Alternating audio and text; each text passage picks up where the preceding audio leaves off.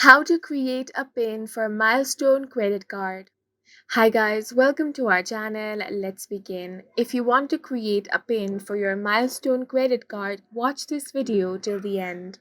The first thing you want to do is contact the customer service. You can call the Milestone customer service at 1-800-305-0330 and then request to set up the PIN. Inform the representative that you need to create or set up your PIN for your card. Then they will guide you through the process, which will likely involve verifying your identity.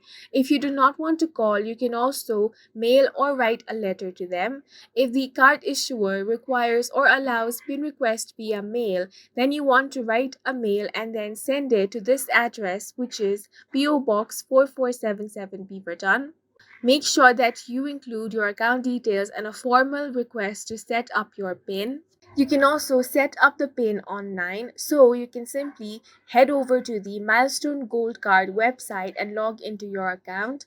Now, you want to look for the option to set up your card's PIN under the account settings. Follow the on-screen instructions to create your PIN. You may need to enter and confirm the PIN that you choose. While choosing a PIN, you want to avoid simple sequences like 1234 or 0000 and avoid using significant dates or repeated number.